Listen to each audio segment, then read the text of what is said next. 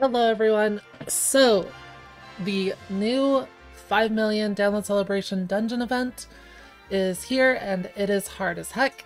Um, I'm going to sort of go through what I think is a fairly budget setup for clearing the hardest difficulty of the dungeon, and hopefully that will help you clear it as well.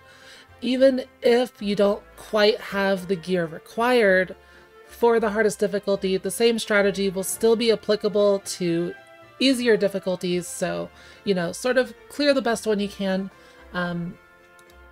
You should have a lot of leeway using the strategy on, say, risk 8.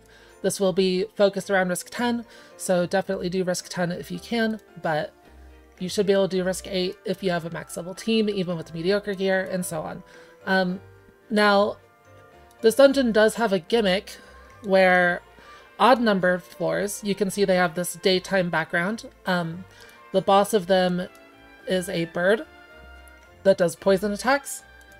And then even floors with this nighttime background, the boss is the Demon King. In my opinion, the Demon King is easier than the bird. It's basically pretty high HP. You have to do a lot of burst DPS to kill it because it'll start healing if you let it get more turns. But it only has about 330,000 HP on risk 10, whereas the bird has over 800,000 on risk 9. So this guide will be about risk 10. Also, the odd-numbered floors, the daytime floors, they drop more medals, more celebration medals, and the even-numbered floors drop more of the event materials. So, in my opinion, the even-numbered floors are better because event materials are non-renewable and they are good for crafting, whereas the medals are only good for the exchange. And the exchange is kind of just a lot of stuff you have access to anyways, right? So there's the Sacred Orb, you want to get this, and the mana, you probably want to get this, but the rest of the stuff, like, you get it if you need it, but you will get this stuff from, training quests that are permanent, right? Orbs, experience, do, coal, like, this stuff is not that important to get. You get it if you have the medals left over, but, it's renewable. However, the event materials are not, so you definitely want to be running the odd-numbered floors and not the even-numbered floors for that better event material drops. So, risk 10, risk 8, risk 6, those are the ones you want to be running. In my opinion, 8 is better than 9, I think, but I'm not sure. Either way, I think 10 is easier than 9. If you do want to clear 9 just for the challenge, you will probably need to use Totery to cleanse the poison from the bird, but this guide isn't going to go over how to clear 9. It's quite difficult. Now, for 10, this is the team that we are going to be using. I'm going to be using Marion, Shalistera, Meru, Rorona, and Ryza. I think overall this is a pretty budget setup. You can go even more budget, but I didn't want to invest the coal into resets to showcase that. You should all have most of these characters, and if you don't, there are some replacement options for a few of them, like Ryza isn't mandatory. The main core that's like really necessary here is Rorona, Meru, and Marion. And even Meru you might be able to get away with replacing, so I'll just sort of go over that. You do want Marion, everyone should have Marion. You do want Rorona, everyone does have Rorona, you get her in the mail for free. Having her at 3.5 stars is nice. It's probably not required, but it does lower the gear requirement a lot. So if your Rorona is only 3 stars, I recommend buying her pieces from the piece shop in the exchange. The currency to buy pieces isn't really that special or rare, so don't feel bad about using it if you need to increase Rorona's stars to help you clear this dungeon. Higher stars is always better. 3.5 is a pretty reasonable requirement, I think. Then we have Shalistera. Shalistera can be replaced, honestly, maybe even for an attacker. Her break isn't super important here, but it is useful. You could replace her with Claudia. Claudia will, if you have Claudia, will absolutely make this a breeze with the damage requirement. Like, honestly, she's pretty flex. Meru is really important here. You do need a bit of healing. And her skill 1 applies an increased damage taken debuff, which synergizes well with Rowena. You might be able to get away with a different healer, but I highly recommend Meru if you have her. And then Ryza's obviously very good. If you use this exact setup, if you have Ryza and use this exact setup, you will find success in this dungeon, but you can replace her with another ice attacker like Vio, or maybe the new Meru. The problem with the new Meru is you can't use this Meru, but that's fine. You can swap this Meru out for someone else. Or just like any other good attackers that you have. It doesn't have to be Ryza. And then usable items, we have 3 Miracle Eboniles. All that matters is that they are purple or SSR. The traits don't matter at all. All that matters is that they are SSR. Don't worry about the traits on these. And then 2 Dark Waters. I do have Magic Curse 5 on these. I recommend making decent Magic Curse Dark Waters or Ice Curse if you can. You might not need them, but if your damage is coming up a bit short, you might need better traits here. It just depends, but I do recommend having at least like decent Dark Waters. And then for gear, so the most important gear is going to be on Rowena. Rowena will want skill power on her gear. I use skill power 9 on the weapon. It's a magic attack weapon with skill power 9. The effect doesn't matter, just as long as you have high skill power on the weapon. We also have armor with skill power 9. Again, the effect doesn't matter. The base doesn't matter at all as long as it has high skill power. And then for the accessory, I have skill power 5. This doesn't really matter. But yeah, basically as much skill power as possible. You might be able to get away with slightly worse gear, but this is hard content. You will need decent gear. I do overkill it by a decent amount with this gear, so the damage check isn't really super strict, so you might be able to get away with worse gear. But if your damage is coming up short with this strat, gear is the problem, and you will need to make better gear. There's not really any way around that. It is hard content. You will need good items. And then we also have a Memoria with high M attack. This just has an SR, the Totori SR, magic attack plus 25%. There's also this one. And there's a number of SSRs with higher magic attack. I'm not using them because, well, one, I don't have them, but also they're not very budget friendly anyways, so yeah, just the highest magic attack Memoria if you have.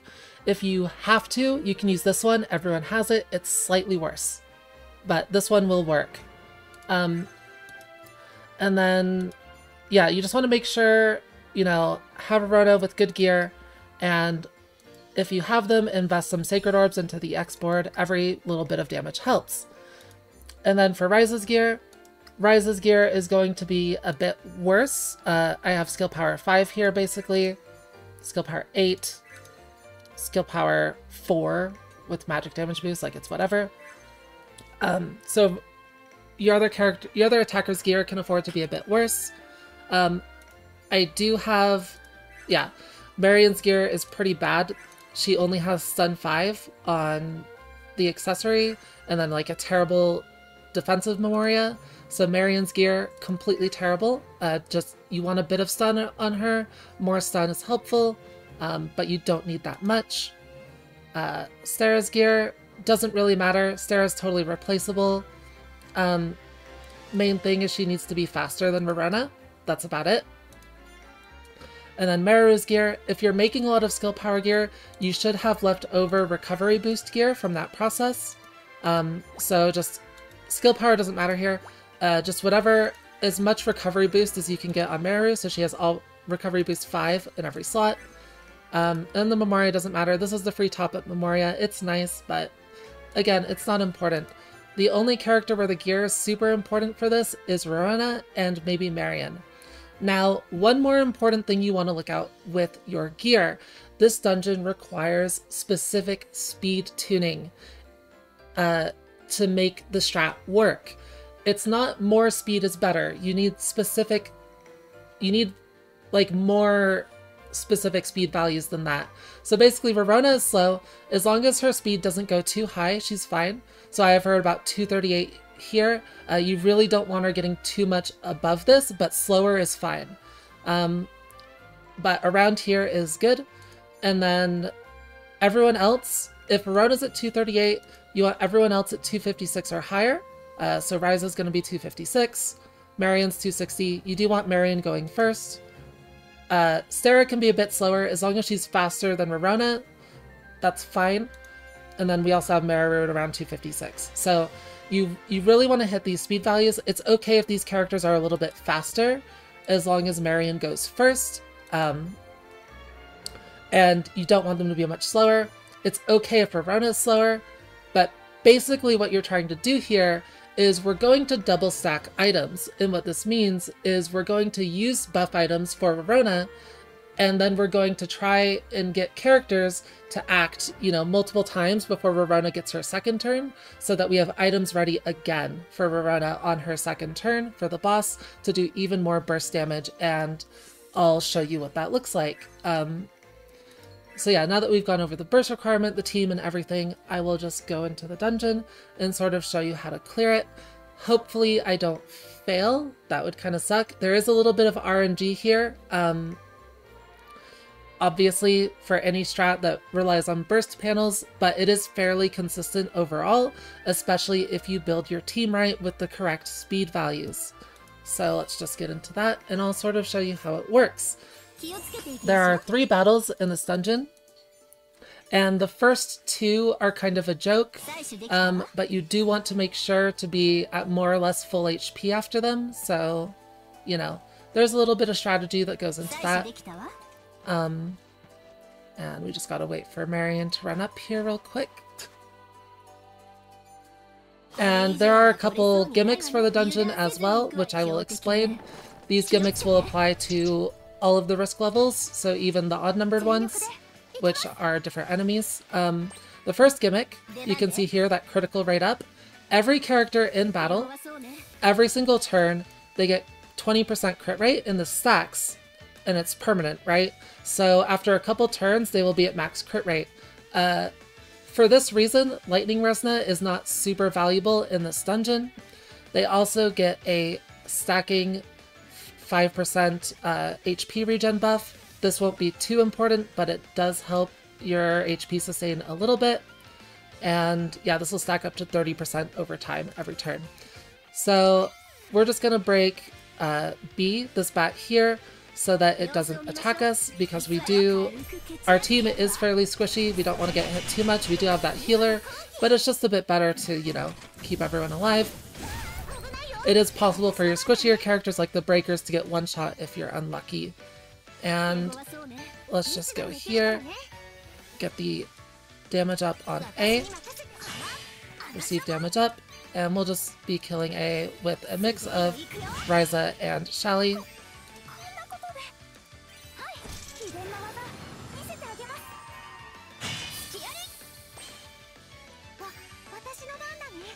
Sometimes they don't die. It's kind of annoying, but that's basically only if you get unlucky on the crits. They do have 40% crit chance, so you'll usually be able to crit them. And yeah, so at this point, you know, we've only been hit once, so Shally is pretty healthy. Our team is pretty healthy in general. If you get hit multiple times, it's fine. You can heal it back up. It's not a big deal. Basically, the goal here is you kind of just want to get past this stage with mostly full HP. And it's not really a problem because on the knight's second turn, it doesn't actually do an attack. It does a support ability, so... And we have healers. So, like, yeah. You will be pretty healthy after this floor. If someone dies, you'll just have to reset. Obviously, that's pretty bad luck if that happens, but it does happen sometimes. Especially because this dungeon, one of its sort of like... One of its other gimmicks is that it doesn't spawn red panels. As you can see, the entire timeline is blue panels. So yeah. You're not going to be getting red panels on enemies for them to do less damage. But they will often have blue panels because it just spams blue panels, so they will get more damage from that. And I should have gotten Shally more healthy at the end of the fight there. I wasn't really paying attention. But as long as she doesn't get hit in the next battle, it'll be fine. So, if you were to replace her with a defender like Sophie, if you have Sophie, that would probably be better. and you don't have to worry as much about targeting RNG in that case, and Sophie can heal herself. So yeah, that would be totally fine. But for now, we just have to hope that she doesn't get hit. So we're gonna stun this bee ghost, because that's the one that goes first. And let's just get Shelly to full HP. Rorona will be able to kill the pixie. We don't want to target these red pixies with anyone else because they paralyze on hit, right? Okay. Well, it looks like we're going to have to... I guess I could have hoped for a crit, but Shelly's gonna get paralyzed. That's fine if it happens. But yeah, it does... It's a bit annoying. If you can avoid it, you don't want to target the pixie with anyone. This A-Ghost will just hit with blindness on someone, so it doesn't do damage. And then what we want to do is we just want to use skill 1s for the rest of the fight. Try and keep this alive as long as possible. Skill 2 on Maru, because she doesn't do damage. And the reason for that is we get that stacking crit buff every single turn, and that will carry over into the next wave of the fight. So yeah, just keeping it alive as long as possible is very good, just to get those buffs up. On everyone. And we can see here, if I go to Ryza, critical rate 20, 20, 20, 20. So she's at 80% on her next turn. She will be getting guaranteed crits. So we're good to go. We shoot it, and on to the next floor. Now the order of things here is very, very important. And there is a little bit of gimmick on this boss as well. Every time a character attacks the boss, they will receive a debuff based on their element. So it's different for every element, and for this strat, you don't really need to know all of the debuffs, but it is very helpful. Okay, so the first thing we want to do here is we want to use items right away. 3 Miracle Eboniles. And these will go on Rorona and buff her damage for 2 turns. It'll buff Ryza's damage as well. And you want to use those on the first turn, because we're trying to get the items up a second time before Rorona's second turn, before they fall off. So, first turn, we're going to target the demon with Marion's skill 1. And you'll see that Marion gets a debuff after doing this. Because she is stab, the debuff she gets is physical damage down. And this will stack after 2 turns. She will be doing basically almost no physical attack damage, but that's fine. She's a breaker. And that's the debuff that stab characters get. Wind characters get a debuff that increases the damage they take. So we're just going to hit this with Maru's skill 1 to give it the receive damage up debuff. And you can see here, because Maru is wind, she got a debuff that boosts damage received by 50%. Normally you would want to avoid this, but because we're not going for sustain, we're trying to kill it quickly, it doesn't matter too much.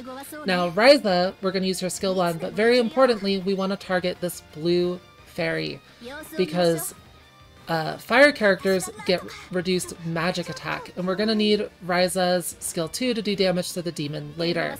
So if you're using Ryza, make sure to target this fairy with skill 1. We also want to get a bit of damage on it because it uses a heal ability, and it'll heal a random target that's taken damage. Ideally, you want it to heal itself, so we do want to get a bit of damage on it. So yeah, just skill 1 with Ryza there. And we'll use skill 2 on Shelly to also get damage on this other fairy. The main thing we just want to avoid is hopefully this demon doesn't get healed. It's still possible to win even if it does, but hopefully the heal misses. If everything is damaged, I think it's an even chance for everything to get healed, so. Rorona got attacked. That sucks. That means the damage for her skill 2 is lowered, because she doesn't have the boost damage with HP of 70% or higher. We should still have enough damage, I think, but if we don't, that's one of the reasons why. You really don't want her to get targeted there, especially if your gear is a bit weaker, but it's a random target, so you may just need to reset for better targeting. That's just how it goes, right? And we'll Angel Spirit here. We didn't get the crit, that's pretty unlucky. Rorono's probably at 80% crit chance. Okay, healed itself. We're good. So here, we just want to stun it with Marion. And you'll see here that the burst is down here, and this is where the speed tuning is going to really show how important it is. So we stun it here with Marion.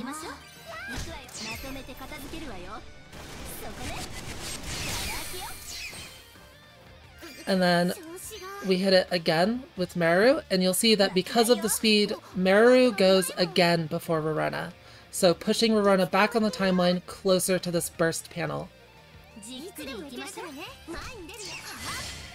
And then we'll also have the same for Ryza. And you'll see it's the same thing here. Rorona gets pushed back again, and so she'll be able to get this burst panel. Alright, Meru skill 1 again here. Alright, and now we want to skill 2 with Ryza just to get more damage in. Ryza hits very hard, another ice attacker is fine, and now we can set up our burst. So we want to use this Miracle Ebonile, and then 2 Dark Waters. Actually, I should show, Rorona still has the buffs from the first round of Eboniles. Attacker skill damage, she has all 3 of these. So we use items here to bring the burst panel to her. And you can see that after using items, she still has the buffs from the first round because using items doesn't take a turn on your buffs. And she also has the new buff from the one we just used. And the demon itself is debuffed with Dark Water. And then we burst. And now she has 100% crit chance. So this is a guaranteed crit. And the demon goes down. After this point, with the demon dead, the rest of it is very trivial. These pixies are quite non-threatening. So, you know, just stun them.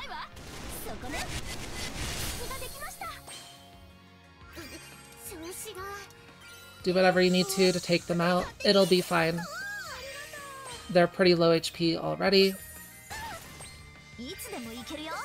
Sarah's still paralyzed. It overall didn't matter too much, but the paralysis is pretty funny.